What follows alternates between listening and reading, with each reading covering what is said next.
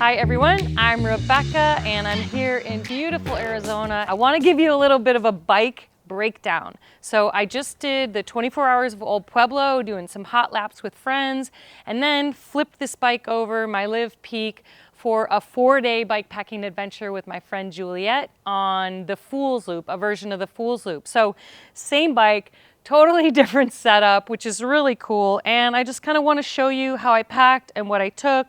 And for anyone who is bike packing curious, I'm going to give you a whole breakdown because Juliet never has gone bike packing, really good friend of mine, great athlete, and she wanted to try it. So I took her on a ride. We had identical setups. And so this is for anybody who's curious and wants to see how I set up my bike for this adventure. I will say all bike packing, you pack a little bit differently every time. There are some basic principles of like where to put weight and how to do it, but it's different every time. It's just like packing for any sort of vacation. You don't always take the same stuff to every vacation. It depends on the weather, depends on the resources you're gonna get, like water supply, food, all that kind of stuff. For this adventure, we were 4 days on the trail. Pretty limited water because it's Arizona, so that was part of our carrying capacity, and some technical riding. So that is why I brought the Live Peak Advance. I wanted a full suspension bike because the riding here can be pretty technical and rocky. So if you have a full suspension bike for bike packing, it kind of changes where you can fit things. So I'm just gonna break it down. Here's the bike breakdown. Like I said, the Live Peak Advanced Pro is the basic setup. It's a really light cross-country bike. I love this bike because it can do anything. It can run hot laps at 24 hours of Old Pueblo, or it can bike pack for 4 days. So it's a carbon composite frame.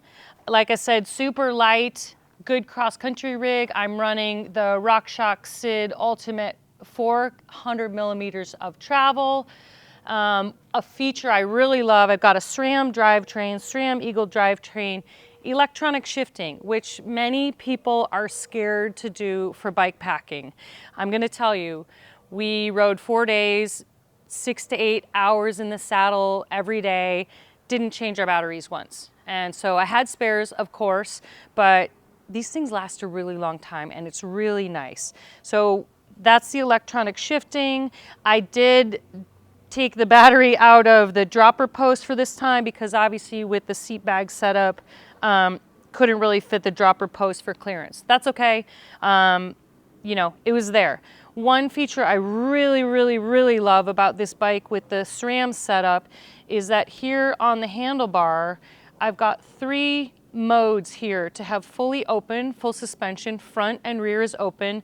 Just with one click, I can go to pedal mode where it locks the rear suspension, keeps the front open, or full rigid. And I really use this a lot for like the fire road sections, and we had a lot of climbing some days. I would lock that baby out, and then when we got to the downhills, open the front. For the real technical, open the whole shebang. So I can do that without getting on or off the bike or having to reach down. That was one feature I really loved that's kind of new. All right, so for my electronics here, this is sort of my navigational cockpit. I was using the Garmin Edge 1040 Solar for basic navigation, keeping stats like average miles per hour. I really love average miles per hour because it helps me plan how many hours to the next point, how many, you know, to the next food or water resource. And the speed we're going doesn't really matter, it's the average because you've got to count in stops, you know, taking pictures, all that kind of stuff. So the moving time isn't as important in bike packing as the average time that takes into account everything. The second part of the navigation that I really like, this is one feature. This is a mount that I really love. It's called FidLock. It's an iPhone mount with just a little magnet here. I love this.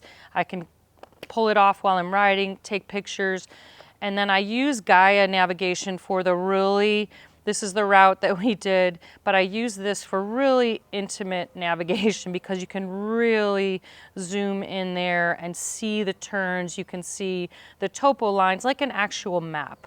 And that's really important for me. I'm a fan of the old school paper maps with topo lines.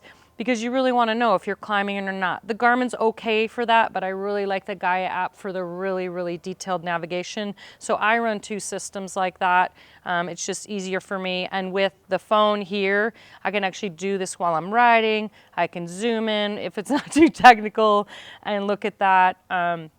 So that's a feature that I really love.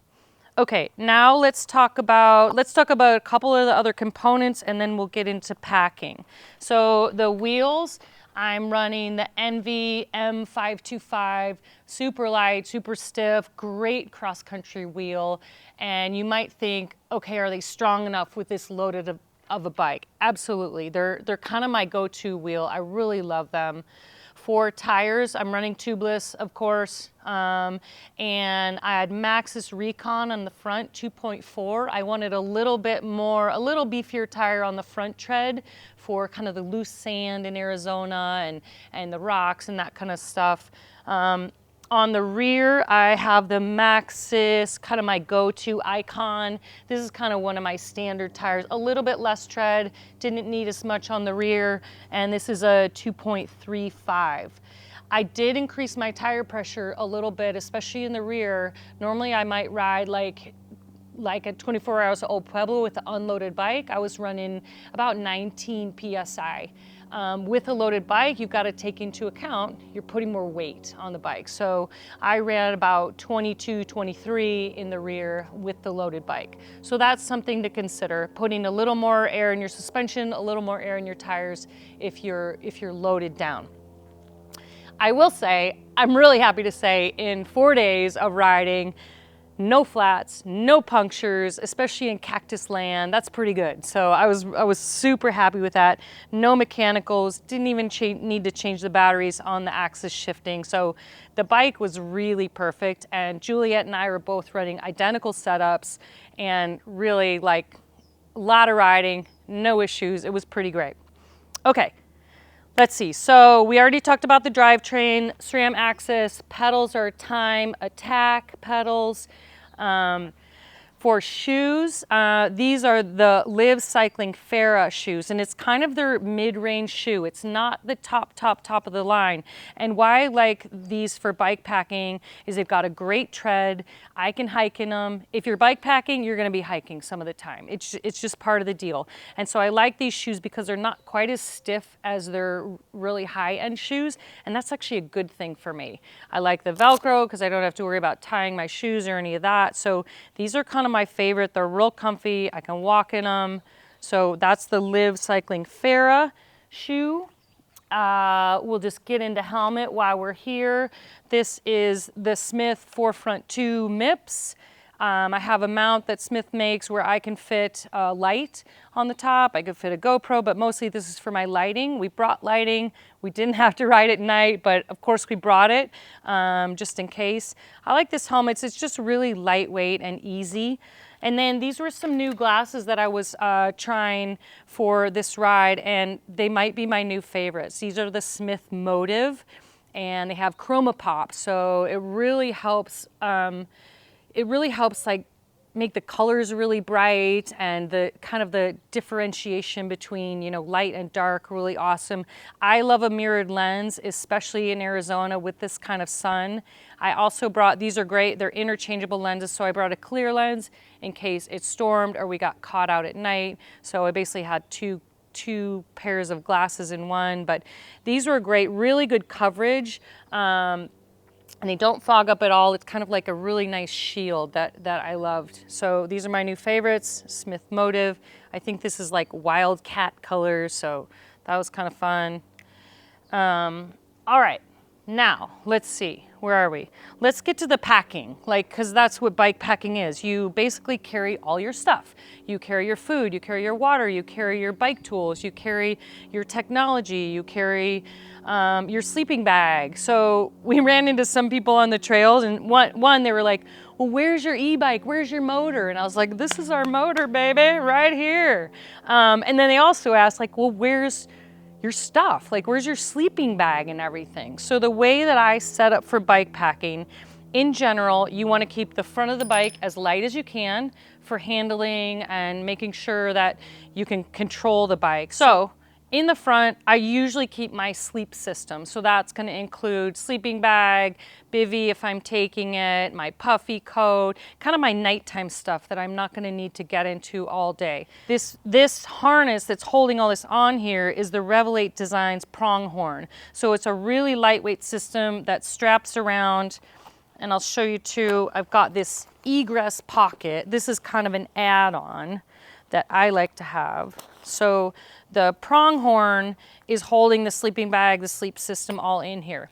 In here, I've got my big Agnes sleeping bag, my big Agnes puffy coat, my sleeping pad. I'll give you the details of those in a second once I unpack this, but that's all the sleep kit that hopefully I'm not getting into at all during the day. Nice and light, it looks kind of big, but it doesn't really affect the handling of the bike. So you want to keep it nice and light up front. I like this egress pocket that clips on, also Revelate Designs, clips on here. And what I put in this front pocket, this is kind of my technology pocket. So this is stuff that I might want to get to during the day. So it's pretty easy access. I usually put in here, it's got a nice waterproof roll top. And since it's waterproof, I usually have my charging stuff, my camera, my little batteries. This is one of my super light battery caches, a carbon fiber battery cache. And so I keep stuff like that in here. I might keep a few snacks if I've just hit a resupply, but generally lightweight stuff, lightish weight that you want to get to during the day and you want to have quick access to. You're kind of trying to avoid having to unpack all your stuff on the bike during the day. So the stuff that you might need while you're riding are going in the pockets that you have easy access to. The stuff that you hope that you're not going to touch is packed up in the front roll and the seat bag. So I've also got, this is called the Cockpit area. So if you're looking for stuff on Revelate and you talk about Cockpit, this is kind of how you set up your cockpit. This is the mountain feed bag. I really love this because when you're riding, it's a single-handed release. You can, while I'm riding, get my water out, drink my water bottle, put it in, and then still while you're riding, you can pull this other tab, zoop, and it closes it right up. So if you're bouncing down a trail on a smooth part, you can get a drink, and then you can close it right up one-handed. I really like being able to do stuff one-handed because like we talk about your average miles per hour, if you gotta stop every time to take a drink of water or get some food, the time just adds up. You know, the clock never stops. So I like things that I can do simply on the fly. In these pockets, I keep things that I want during the day, like my electrolyte tablets. I've got my chamois cream, things that I want to make sure. I've got my sunscreen stick in here. I've got a little multi-tool, stuff that I might just want on the fly without having to get all into the bike. This is the mag tank, also another single-handed operation, which I love. You can be riding your bike, pull this open. This is where all the snacks live. So this is basically my little food trough in here that I can get at while I'm riding. I can be doing this on the move. And then it's got a magnetic closure, which is great. So you just get it down there and it closes. So real easy one-handed access. Mag tank from Revelate Designs. Love that thing. And then let's go through the rest of the bikes. So this is the frame bag area. Again, if I had a hardtail, you would get a different bag that could fill up this full triangle with a bag. This Revelate Designs is kind of a mini one that I tried it for the first time in this full suspension and I really like it. This is the Sander frame bag, and so it's kind of like a half frame bag. And in this, I'm keeping my bike tools, some beef jerky, some snacks. I've got my tube. Again, you want heavier items. Food's a pretty heavy item, and so are bike tools. So you want heavier items in the frame of the bike if you can. This little nugget has bike tools in it, pretty heavy stuff, some CO2 cartridges, brake pads, you know, I've got a little sewing kit. If I really rip a sidewall, I can sew a tire together. So this is basically the mechanics area, a few snacks. It's got a zip on the other side where I've got more bike tools, a bike pump with tape on it. And again, this is stuff that's heavy, but that I want to get to during the day. So it's all right here in the frame bag. This Sandar frame bag, it's pretty cool. It also has a custom water bladder that fits right in here. I was gonna put water in here, but I elected to put tools and food in there instead. But you can use that with a little water bladder, and then it's got a tube that comes out here and a little magnet. So you can have water in this bag and a nice tube. So again, while you're riding, you can just be drinking. I didn't use that. I didn't use this bag in that way this time, but I have before, and it's pretty cool to have your water kind of in the frame, because again, water is super duper heavy. All right, so back to the rest of the bike. I will say this is a Liv Sylvia saddle. I love this saddle. One of the things you hear all the time from people who go bike riding is, I don't want my butt to hurt. You know, it's a very, very common thing. So saddle choice is really important, shorts choice really important, taking care of your skin and everything down there. But most important is that the saddle fits your body correctly. It's just like a pair of shoes or anything else. So get a saddle that fits you. And if you're riding and your butt is hurting, then you don't have the right fit saddle. So keep trying. This is the Sylvia. I love it. It's real a wider platform I actually like. The key to saddles is making sure that your sit bones, that your bones are actually the part that is supporting you instead of your soft tissue. So think about the bones holding you up, just like your skeletal structure, and then the soft tissue is just going along for the ride. All right, now back to the seat bag. So this is the Terrapin, Revelate Designs Terrapin seat bag. And I had the older version of this, and they just came out with a new one, and I was sort of like, why did they come out with a new one? The old one was so awesome. And it was kind of cool because Juliet had the setup. She had the older version, I had the newer version, and it was a really cool comparison. I loved the old one. I almost didn't want to get the new one. I'm really glad I did, because there's some really cool features that they changed on this. So this thing is what I put in here. This is also some heavy stuff. So I put, again, weight closest to the bike. So I had all my dehydrated food. I've got my cook stove in here, my fuel in here. And then as you move out away from the bag, you get lighter things. And I had extra clothing, and that's basically what was here. So heaviest towards the bike, lighter towards the outside. And then this bag is really cool because it's got, you know, this extra, I have my camp shoes tucked up under here. I found a bone on the trail that I fit on this thing. This thing is super expandable or super squishable, which is great. So you've got these retention straps to sort of tighten everything up. This whole bag is very cool. Comes out for camp. So you like get to camp, you take your bag out or wherever you're going, and you can roll it all out, and this just stays on there. Slide it back in. The improvements that they made, Revelate made, is from the old Terrapin to the new. This double strap system really helps hold the bag up and away off your tire. And then this extra cinch system, which is great. You can put a coat in here, have some extra things. It also has these hooks up here. So if this bag was empty and I didn't have much in it, after you keep eating your food, your bags get smaller. You can clip this whole thing. You can clip this up real tight on these extra clips so that, again, you just don't have this big empty bag hanging off. So it's really expandable. It's kind of amazing. So good job, Revelate Designs. Massive improvement that I didn't know I needed. Pretty excited about that. All right, these bags are also waterproof, so that's another really nice feature.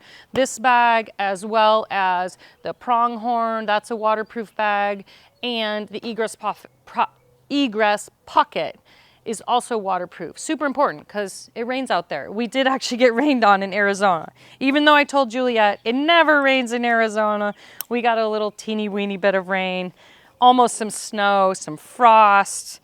All right, so then the last carrying capacity, usually I try to keep as much weight off my body as possible. I don't often bike pack with a pack. In this situation, we needed to. And so I used, for the first time, this is the Big Agnes Impassable 20-liter pack. So smallish pack. What I put in here was my toiletry kit, my extra rain jacket for the day, something that I might want to get out because I don't want to get into this bag during the day. And then I also had a 50-liter bladder, water capacity, plus an extra water container for the sections where we had to go extra long. So I had about 150 ounces of water capacity between sort of all of my things. I had a little squeezy water filter. We used that a little bit. What I liked about this pack is it can fit a lot or it can compress down. And I really like the simplicity of the waist belt and the straps. I just didn't want to have a lot of stuff on me. So that was the first run of this pack. Great pack. When you're bike packing, again, try to keep the weight off your body as much as you can. We had to carry water in here just because of the nature of the trail. But as soon as we could lighten that water up, I'd always drink the water in here first, and then the water on my bike would be the second thing. So you want to keep that nice and light. I also had in this pack my emergency satellite. This is an inReach messenger, so we could communicate out there. I've got a little first aid kit in here, rain jacket, and a few other items. When we stopped and got food resupply, some extra food would go in here or get strapped on here. I had a big bag of chips strapped on there during the ride, and they survived and were still whole and crunchy and really yummy at camp.